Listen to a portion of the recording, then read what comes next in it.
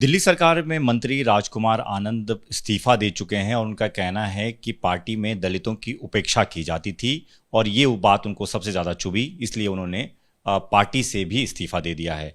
इस वक्त मेरे साथ आम आदमी पार्टी के बड़े दलित चेहरा कुलदीप कुमार इस वक्त मौजूद हैं, जिन्हें पार्टी ने लोकसभा का प्रत्याशी बनाया, वो भी उस सीट से जिस सीट पर रिजर्व कैंडिडेट की जरूरत भी नहीं थी, यानी कि अनारक्षित सीट पर भी कुलदीप कुमार को खड़ा किया गया है। कुलदीप जी, ये कहना कि दलितों की उपेक्षा की जा रही है पार्टी में, उनकी कोई सुनता नहीं है, उन्हें सम्मान नहीं दिया जा रहा, इतने बड़े गंभीर आरोप राजकुमार आनंद ने लगाए हैं।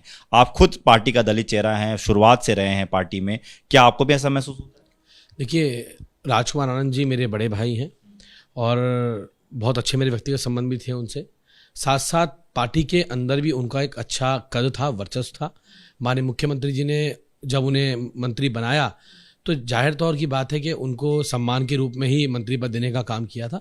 तो आम आदमी पार्टी माननीय मुख्यमंत्री अरविंद केजरीवाल जी सबको सम्मान देते हैं, बराबरी सम्मान देने का काम करते हैं। और रही बात दलितों की उपेक्षा करने की, तो ये आम आदमी पार्टी अरविंद केजरीवाल जी हैं जो जनरल सीट से मुझ जैसे व्यक्ति को उठा के चुनाव लड़ाने का काम किया। और सैकड़ों ऐसे एग्जाम्पल, निगम के चुनाव में जनरल सीट पर टिकट देना एक SC को, पंजाब के अंदर MLA का टिकट देना जनरल सीट पर, तो ऐसे काम अरविंद केजरीवाल जी ने तमाम दलित समाज के लिए करने का काम किया और उनके लिए तमाम तरह की योजनाएं लाने का काम किया। और चाहे वो जय भीम मुख्यमंत्री योजना हो, चाहे वो अन्य तरह की योजनाएं हो, काफ़ी काम करने का काम किया। लेकिन मेरी उनके साथ मैं जो राजकुमार आनंद जी गए हैं, वो मुझे लगता है कि शायद कुछ भी हो सकते हैं, उसके कई क्या मायने होंगे पीछे सब जानते हैं देश में आज क्या माहौल है। उस माहौल के अंदर डट के खड़ा रहना बड़ा मुश्किल है, लेकिन इस माहौल में, इस दौर में, इस तानाशाही के दौर में जो डट के खड़ा होगा वो सच्चा क्रांतिकारी, सच्चा अम्बेडकरवादी और सच्चा देशभक्त कहलाएगा, जो ऐसी संवैधानिक संस्थाओं के से टक्कर लेकर आगे बढ़ेगा, ऐसी तानाशाही सरकार से टक्कर लेकर आगे बढ़ेगा। राजकुमार आनंद एक बात और कह रहे हैं कि उनके साथ ठीक से व्यवहार नहीं किया जाता था, ठीक से उनकी बात नहीं सुनी जाती थी।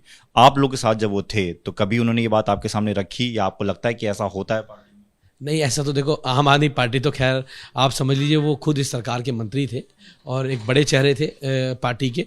तो मुझे लगता है कि इस तरह का आरोप लगाना तो मुझे लगता है कहीं तक भी सिद्ध नहीं। उनका वो जाना, वो किस वजह से गए, वो एक अलग वजह हो सकती है, क्या क्या चीज़ें उन पर प्रेशर हो सकता है, कुछ भी हो सकता है। लेकिन इस तरह के आरोप लगाना मुझे लगता है ये कहीं ना कहीं गलत है, क्योंकि ये कोई भी नहीं मान सकता कि पार्टी के अंदर इस तरह की कोई बात होती होंगी। हम सब यहाँ मिलजुल के रहते हैं, सब एक परिवार की तरह है। और मैं अकेला दलित नहीं हूँ, इस पार्टी के अंदर सारे दलित हैं, बड़े बड़े पदों पे हम लोग बैठे हुए हैं, पार्टी को हम लोग रन कर रहे हैं। तो आम आदमी पार्टी में इस तरह का माहौल नहीं है। हाँ, भारतीय जनता पार्टी में आपको देखने जरूर मिलेगा। तो ये ना ये भारतीय जनता पार्टी है और ये ना RSS है, ये आम आदमी पार्टी है, सबको साथ लेके चलने वाली पार्टी है। लेकिन मुझे लगता है कि शायद ये जो दौर है ये बड़ा खतरनाक दौर है, इसमें टिके रहना बहुत जरूरी है। आखिरी सवाल, उन्होंने ये कहा कि भ्रष्टाचार के खिलाफ लड़ाई लड़ते हुए इसमें आए थे, मैंने अपना पूरा जीवन ईमानदारी से जिया है, और जब भ्रष्टाचार के आरोप लगे हैं, हाई कोर्ट से इस तरह का फैसला आया कि एक झटका लगा है, याचिका खारिज कर दी, तो इसलिए उनको लगा कि इस पार्टी में नहीं रहना चाहिए। क्या मनोबल टूट रहा है लोगों का पार्टी में?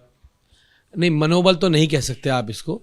हाँ, ये जरूर कह सकते हो कि आज जो रडार पे लोगों को बैठाया हुआ है, मैं व्यक्तिगत उनको नहीं कह रहा हूँ, लेकिन जो आज देख रहे हो आप देश के अंदर कि देश में कैसे ED और CBI को पहुंचा के पार्टियों को तोड़ने की कोशिश की जाती है, और लगातार आम आदमी पार्टी को तो तोड़ने की कोशिश की जा रही है और भारतीय जनता पार्टी इसमें कामयाब नहीं हुई थी। लेकिन वो जिस तरह से आज डराने का काम कर रही है, धमकाने का काम कर रही है, लोगों की फैमिली को प्रेशर करने का काम कर रही है, इस दौर में हम सबको मजबूती से टिके रहना है। हो सकता है मेरे पे प्रेशर हो सकता है किसी और पे प्रेशर हो। अब देखिए, संजय सिंह जी पे क्या कम प्रेशर था, मनीष सिसोदिया पे क्या कम प्रेशर था, उनके पास भी ऑप्शन थे ये, लेकिन नहीं, उन्होंने उस ऑप्शन को नहीं चुना, उन्होंने जेल जाना चुना और मजबूती के साथ खड़े रहना चुना। तो हमें इस दौर में मजबूती के साथ खड़े रहना है और बाबा साहब अम्बेडकर की विचारधारा को आगे बढ़ाने का काम करना है। बाबा साहब पे भी बहुत सारे ऐसे, इस तरह से बाबा साहब अम्बेडकर ने भी बहुत लंबा संघर्ष झेला है, लेकिन वो संघर्षों से हारे नहीं, उन्होंने व्यवस्था परिवर्तन करने का काम किया।